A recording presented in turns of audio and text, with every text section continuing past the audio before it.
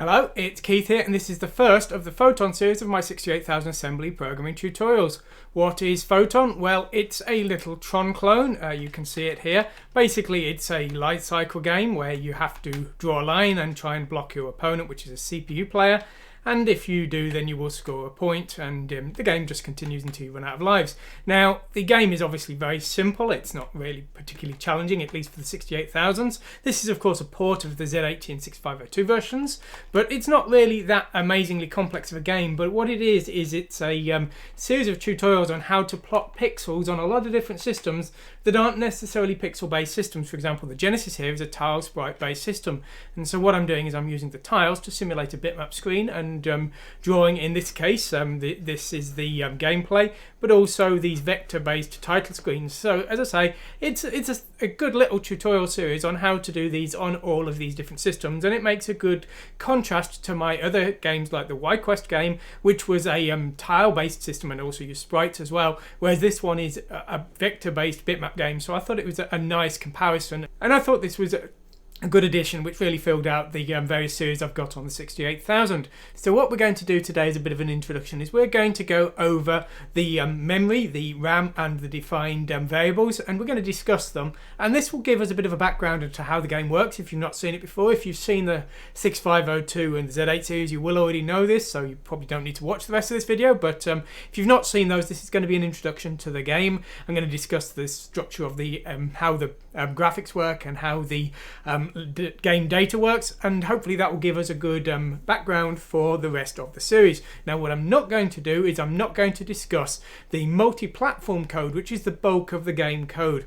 The reason I'm not going to is because I've already done that in the Z80 series, and it was about 5 episodes, and I don't want to repeat all 5 episodes again because the code was in a lot of cases machine converted. I used some scripts to help me convert things, so the label names are the same, the variable names are the same, the structure, where there's conditions and where there's branches and things, is all roughly the same. It's just the commands have changed. So if you need to see how the background code works, please see the Z80 series, and if you look at the 68,000 code at the same time, you'll be able to see exactly what's going on, because as I say, the structure's identical, it's just the commands are different for the 68,000. So that's what we're going to do today. Let's go over to the source code and let's take a look. There we go. Okay, so we're going to be going over the source code, and I'm going to discuss how the game works and how the data is stored in memory. So the first thing, the game has these directions, and these are definitions that are used for rotating and moving the player, because the player has 4 potential rotations: north, south, east and west, and you rotate clockwise or counterclockwise. And so what we are effectively doing is we're loading an acceleration from these 4 here into the player's acceleration, which you can see actually just down here. So these are the directions that are used to do that, and you can see they're all words. Now in the 68,000 version, all of the data variables, where are they? Here they are, the RAM defs. I changed these all to words rather than just bytes, because the 68,000 works more efficiently in byte align, word align. There's problems with byte alignment, so to make porting it easier and reduce the crashes, I moved everything from bytes to words, because we aren't exactly short of memory on the 68,000, so why not make things a little bit easier? But these do actually have to be words, because the coordinates are words, and that's because we need to work with 320 pixel wide screens for some of the systems, so that's what we've got there. We've then got some random number tables here. The random number generator is the exact same one that I used in YQuest. I import a lot of my code from each game to the next one if the code was satisfactory before. Sometimes graphics routines need improving and things, but if the random number generator gave good random numbers last time, let's leave it the same. Make things a bit easier. And then we've got here user RAM back. Now this is the template starting settings for both of the players, the human player and the CPU player. And what this is this is copied into RAM at the start of each level. Now RAM is always assumed to start at 0. Some of the systems you see, like a cartridge-based system, the RAM will be a physical separate area, and the main data area will be ROM and will be read-only. So whenever I need default settings set up, I have a bank like this that I transfer over as part of the game routines. And then here we've got little text messages, Battle of the Chibi Photonic Hunters, which is the subtitle, and there's a split version for low resolution screens. And so you can see we've got a symbol here that just turns one or the other one off, just depending on our screen size. And some of the systems, the Neo Geo, I've had to do some weird trickery, because that's a sprite based system that's ROM based, so you can't change the sprites once the game's running. So I have done tricks, and you'll have to stay tuned to see what those tricks are, because I did get the game running even with the ROM limitation. Anyway, some systems need small screen support, so that's what that is there. And here's the game over messages here. New best performance if you get a high score, and your performance sucks if it doesn't, if you didn't. So that's for there. And then we've got something that's quite interesting, I think it is anyway. We've got the object formats, and these are in what is known as C packet format, and we will discuss that, not in this file, but in fact in this one. Now, when I was writing the original game on the Z80, I was also at the same time working on the Vectrex, and the Vectrex uses vector-based graphics, surprise, surprise, and it uses something known as the packet format, and the packet format is quite nice.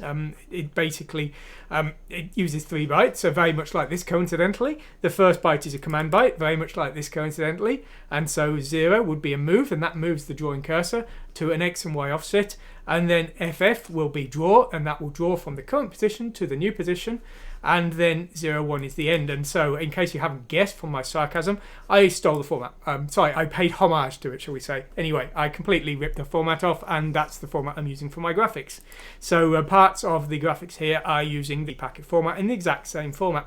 So that's all very well and good, but the game needed a vector font, and on the 8-bit systems, memory wasn't always so available, and using 3 bytes per movement of the drawing cursor was a bit heavy. It felt like that's a bit of a waste, because if you look at this byte here, it's only one of 3 possible options, 0, FF or 0, 1.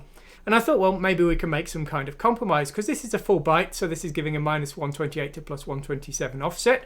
Maybe I don't need that much. Maybe I could just use 7 bits, and if I use 7 bits for X and 7 bits for Y, that will save me 2 bits. And then I can use those to store the command instead, and that's exactly what I did. So I made this C packet format, which is the same concept, but it's just using the top bit here and the top bit here as the combined command, and the rest of the bits are the X and Y axis movements as before. So when both bits are 0 here, this is a move like before. When this bit here is 1, that is a line. And when this bit is 1, it's a line, but when this bit is also 1, then that represents the end of the C packet. And so this is the format used for the low resolution stuff, the stuff that's very simple, doesn't need a lot of definition, and they need a lot of files, so things like the font, for example, where I've got A to Z and a bunch of symbols, using up tons of memory, so saving a third of it by reducing 1 byte really helped, so that's exactly what I did. Okay, so that's the C packet format. So now what we're going to do is we're going to discuss the RAM variables, and these will be defined in whatever the RAM area of the system is. In some cases it's part of the main area of the program, some cases chip RAM, other cases it's on a ROM system, it's a specific area of the CPU's memory that starts with zeros or may start with something else. We do 0 first just in case it doesn't have zeros. And so first of all we've got the player direction, and this is a number that will represent the current direction from 0 to 3 that the player is facing, and that's used to look up the accelerations that we saw before. So that would be compared to, where is it? All the way up here, exactly what we saw at the start. So 0 to 3 would be one of these, and then those will be transferred into the X and Y acceleration here. Player X and player Y are the player positions. These are the accelerations, and so these are added to the current position every tick. Now, I will just actually discuss the ticks while we're here, because the ticks are something that's got a bit of a bonus feature. Now, to make the game more exciting, I wanted the player to be able to catch up with the CPU. So if I hold down fire, we use boost mode, and that makes us move extra fast.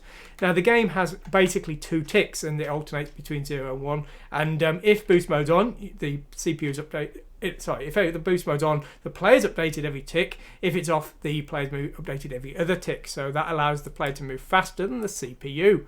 Now, but basically, as I say, whenever the player is updated, the X and Y acceleration are added to the X and Y position. And that's how we update the player. The same basically happens with the CPU here. We've got the same kind of variables here, but we've also got a turn variable, and that's because the CPU AI needs to decide which direction to turn, and it will typically turn the same direction as last time. There's a random variation, but usually it will continue turning in the same direction, because tactically that tends to be the best choice. Okay.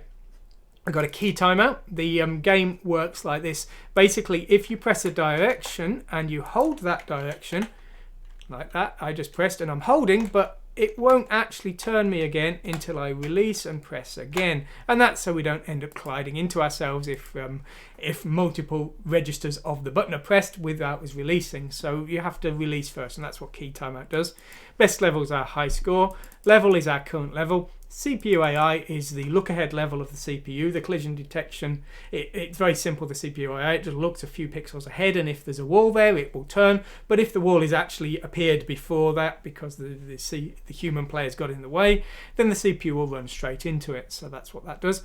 Lives is how many player lives are left. Tick is that thing 0 or 1, the current game tick, which is used for updating the player. Boost mode, that's if boost mode is on or off. Boost power, that's if we've still got boost power. You start with 99 boost power units and they go down when you hold down the fire button. Shown boost power is because actually internally the values go from 0 to 200, but we show half of that on screen so it fits within 2 digits. Random seed, that's for the random number generation. And then these are for the line drawing routines. Now the line drawing routines actually use 24 bits. There's 16 bits used for the visible pixels because we need to support 0 to 320 for the 320 pixel screens. But also we need to have sort of half movements for very slight slanted lines. And so we have a sort of fractional unit, and that's the bits 16 to 23, I suppose.